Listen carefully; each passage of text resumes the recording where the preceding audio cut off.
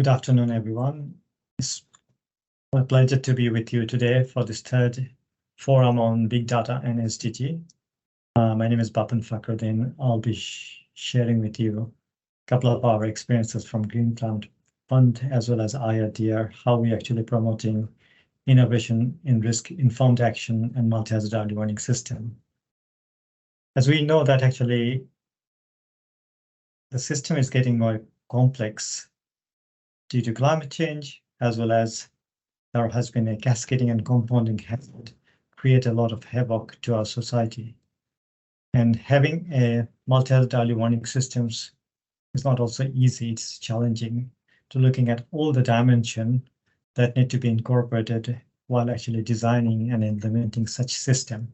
And in that sense, we need to look at all sort of elements, as you can see in the picture, that from a single hazard, from a multi-hazard perspectives, how you need to look at all sort of elements in terms of scalability, system understanding, transboundary effect, outcomes, as well as relationship. Well, from the financing point of view, as you maybe know that the GCF has a quite large contribution to enhancing the early warning for all initiatives that has been declared by the Secretary General.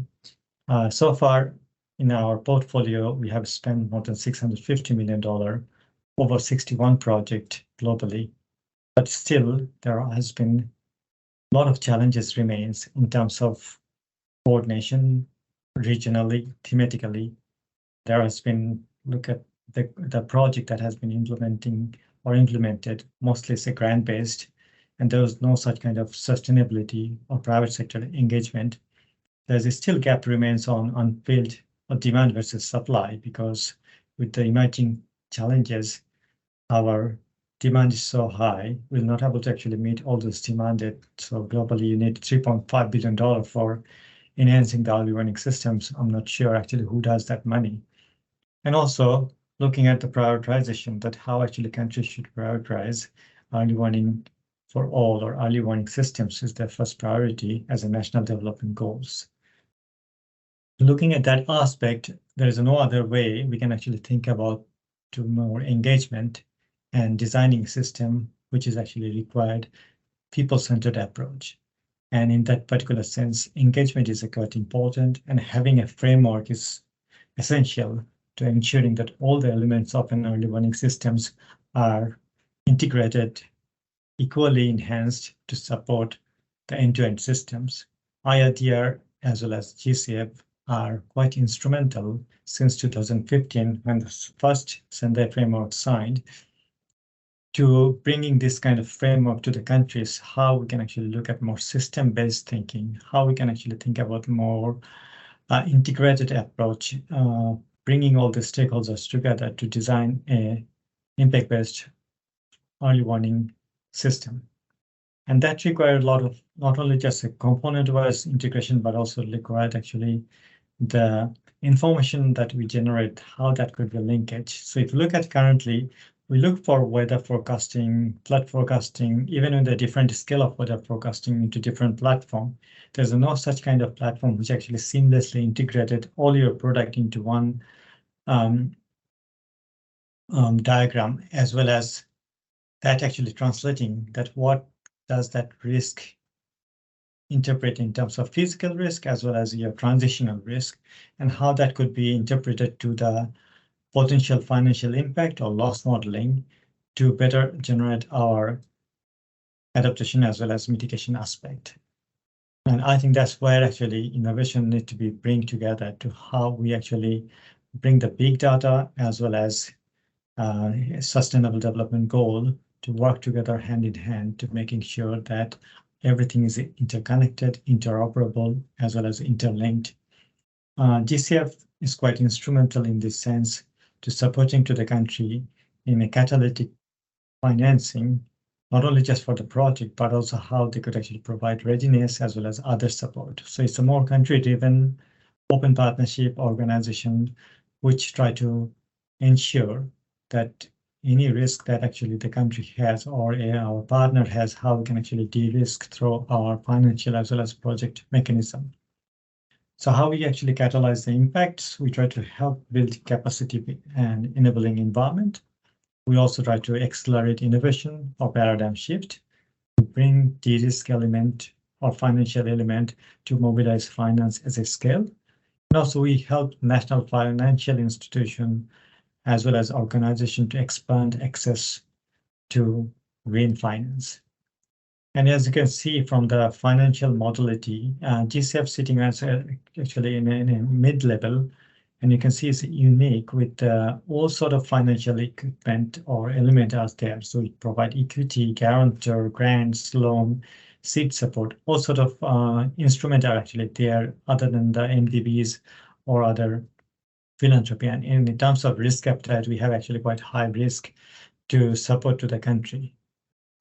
We recently approved our strategic plan for GCF2, which is from 2024 to 2027. But what does it mean to our early warning systems? If I just quickly glance through that, our board has been provided as a mandate to provide more than 50 countries we need to support, who need to be protected by new or improved climate information and early warning systems, which means actually we need to translate at least 40 projects globally to support to our countries. And that would enable us to massively scaling up to support country to designing an early warning project. And we have a various instrument on that to support to the country.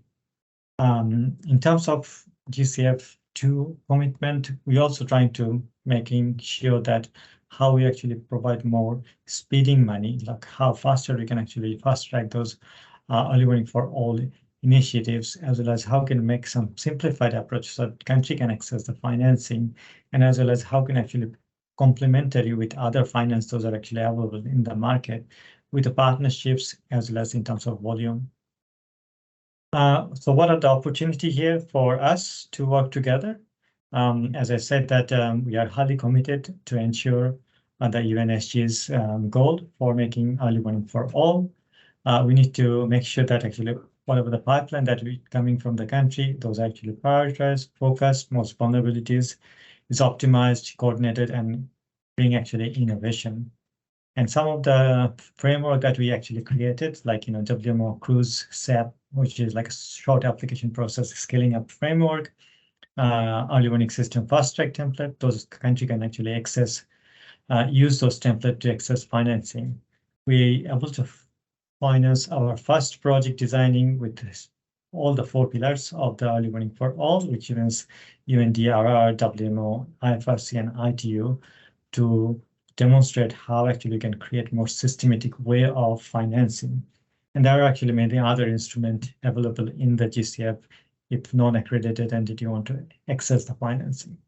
So the way we think that the early warning for all could be works, here is an example that how we can actually scaling up in early warning systems together with the pipeline generation, enabling coordination, and as well as country level priority to ensure that actually at the time actually the country are able to access some financing to doing their project, we are able to actually mobilize financing to make ready for additional 5 to 7 or 20 countries so that they are get ready to support through the other donor agencies or through GCF financing.